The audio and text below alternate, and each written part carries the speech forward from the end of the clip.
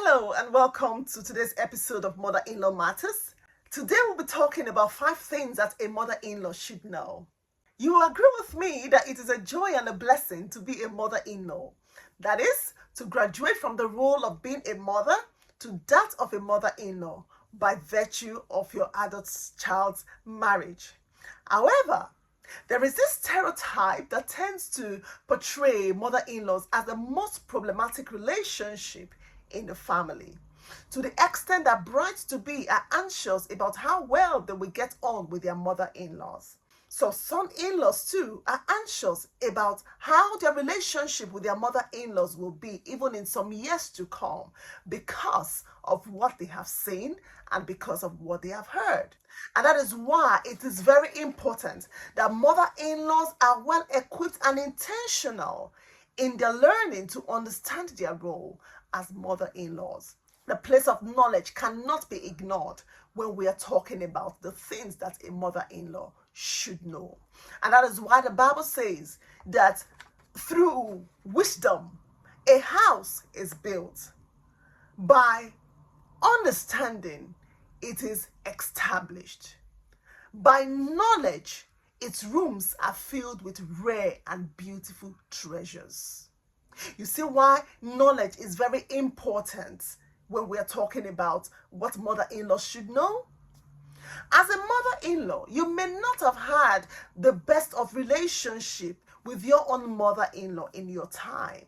But the fact that you did not have a good relationship with your mother-in-law doesn't mean that you should do exactly the same thing to your daughter-in-law or to your son-in-law, or even worse.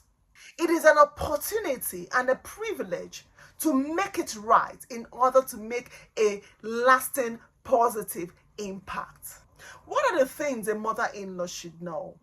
As a mother-in-law should create a healthy family environment, an environment where there is warmth, an environment where there is support for one another, an environment where there is trust, yes, an environment where there is trust, a sense of trust, an environment where there is affection, an environment where the new addition feels welcome into the family, not in order to feel like a stranger whenever she's in the midst of other family members.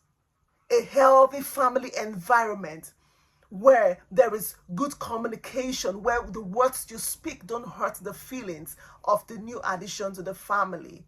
And to a large extent, compromise. When I say compromise, knowing fully well that the new addition to the family comes from a different background where they could do things differently. It doesn't mean the new addition to the family does things exactly the way you do it in your family. So there should be some level of compromise because you come from different backgrounds. So compromise from your side as well.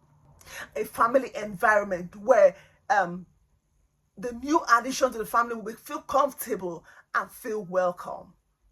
I'll tell you a secret. Whenever you visit your adult child's spouse, whenever you visit them, remember to always say a word of prayer over them.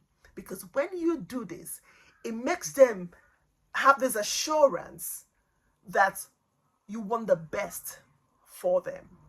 And when you do that, you also do it from the place of love. And the Bible says that love wins always.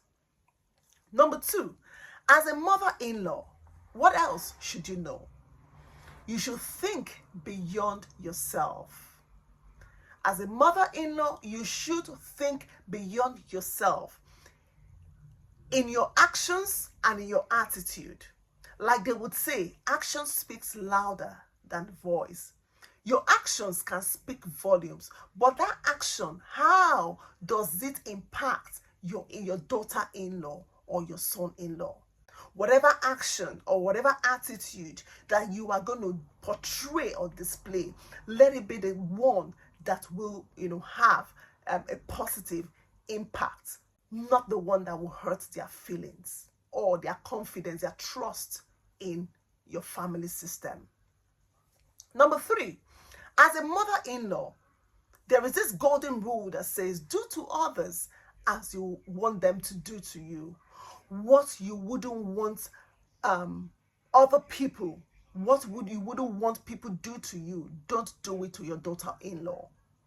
What you wouldn't want your own mother-in-law to do to you, don't do it to your daughter-in-law. Because do to others as you want them to do to you. Don't do it to your son-in-law, because do to others as you want them to do to you. That is the golden rule. Then number four. Do not feel intimidated that your adult child spouse, either wife or husband, will take them away from you. You should be confident in your role as a mother-in-law. You should be confident in your role as a mother based on your relationship with your son or with your daughter. Don't feel intimidated at all, but rather be confident. Because one thing you must realize, you are not in competition. You are not in competition with your son's wife, but rather you are collaborating. When we say collaboration, it means partnership, it means teamwork. You are not in competition. So clear that from your mindset.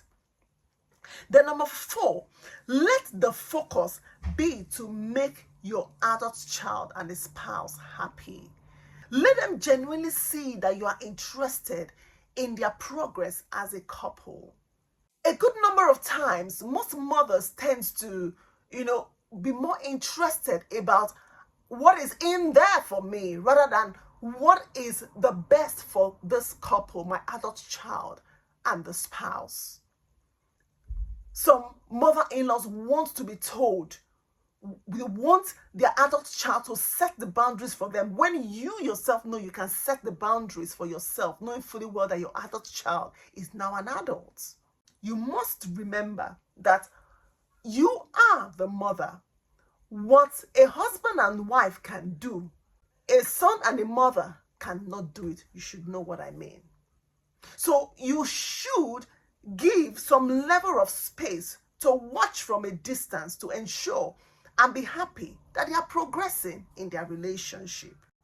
If truly you love your son, you will treat the wife kindly. You will treat her with love, because when you treat the wife kindly and with love, indirectly you are treating your son well. If you hurt the wife, you are hurting your son as well. You are hurting his feelings. You are hurting his emotions. So when you treat his wife well, when you treat your wife's son well, you are indirectly making your own child, your adult child, happy.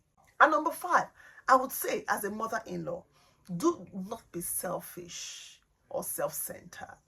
Most mother-in-laws tend to be interested about their own child, their own daughter or their own son, forgetting that their son or daughter now have a spouse. And those ones too, their parents also want the best for them. But as a mother-in-law, your role has now changed from just being a mother and now a mother-in-law to your adult child's spouse. So you should not be self-centered. You must realize one thing. The wife of your adult child can never take the place of you as the mother. And that was why I said earlier that there is no competition. And also for some people, their wives have asked them, choose between me and your mother. That is a very dumb question. How would you choose between the wife and the mother? That is not a good comparison, because the mother of your spouse has a role to play, and you as the wife have a role to play. So there are different roles completely. So it's not a case of choosing. I know some people may want to argue this, but the fact remains, the role your wife plays, you as the mother, you can't play that role. So do not be selfish, do not be self-centered. If you've had a good relationship with your son through the years before he got married, you won't be scared that your son will abandon you. You won't make life miserable for your daughter-in-law, thinking that she's the one making your son not to get in touch with you.